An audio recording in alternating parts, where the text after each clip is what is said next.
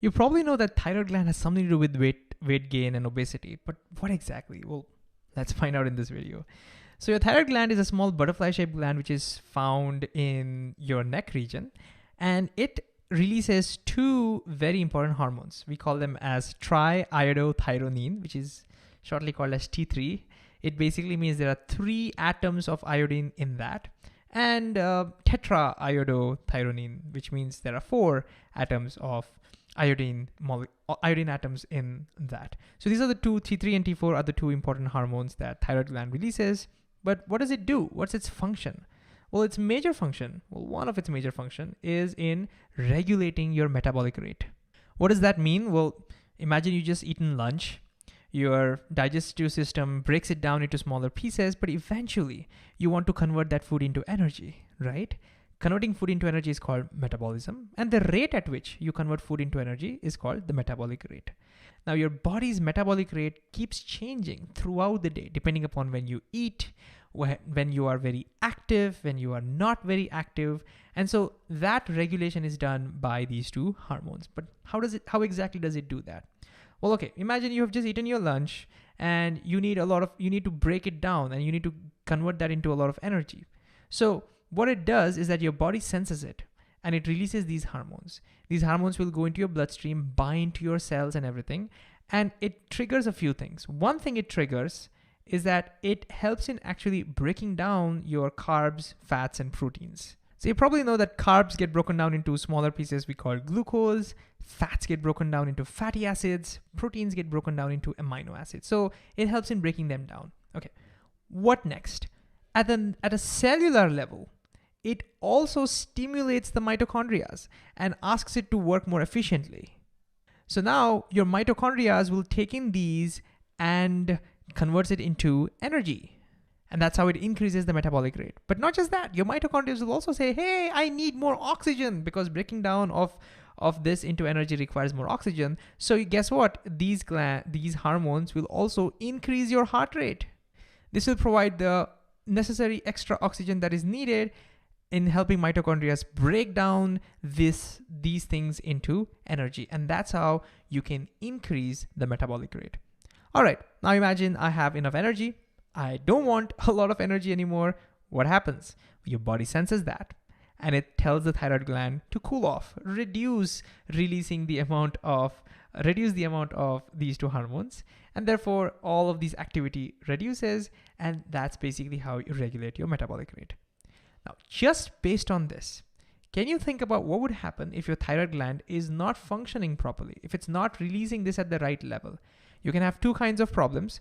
One problem is it is releasing a lot more than necessary, which is called hyperthyroidism, or maybe it's releasing a lot less than necessary, which is called hypothyroidism. So can you guess, in both of these conditions, based on now you know how it regulates the metabolic rate, based on that, can you guess what will be the consequences? Pause and try to guess. All right, let's see. If you have a lot more than necessary, then what can happen is, even when you don't need a lot of energy, you have enough energy, you don't need a lot of energy, all of these things will happen. So a lot of food will get converted into energy, and that means you will have a lot less food in your body. That means you will have weight loss. So you'll have weight loss. You'll have a lot more energy than necessary, which is not a good thing. Too much of anything is not a good thing. That can actually cause anxiety. And not to mention, you will have increased heart rate all the time, which is also something that can cause anxiety. Okay, now the opposite problem. What if you have less than necessary amount of thyroid hormones? Well, now you will not be able to convert enough food into energy. And therefore, a lot of food gets stored in your body, which means you get weight gain. You're not getting a lot of energy, which means you'll be feeling tired all the time. Fatigue. And we think that can also lead to depression.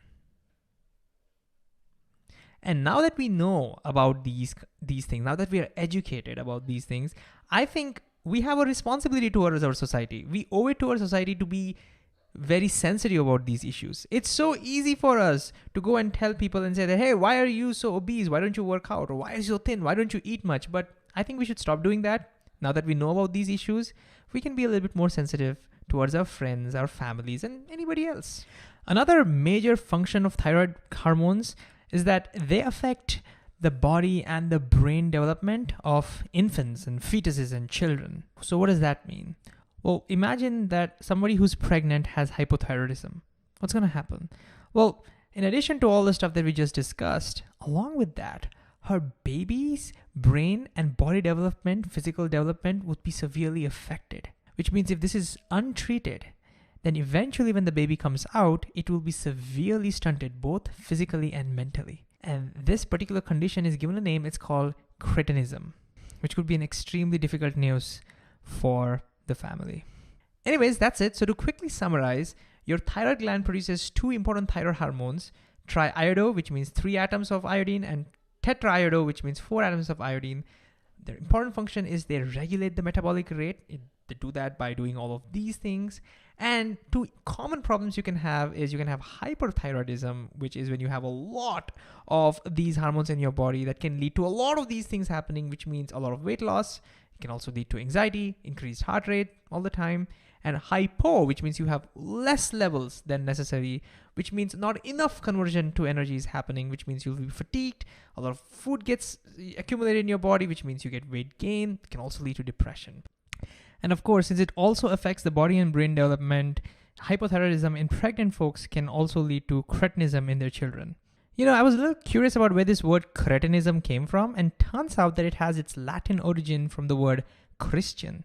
And I was like, what has Christian got to do with this? Well, turns out it was our way of just saying that it's the one who is human despite deformities.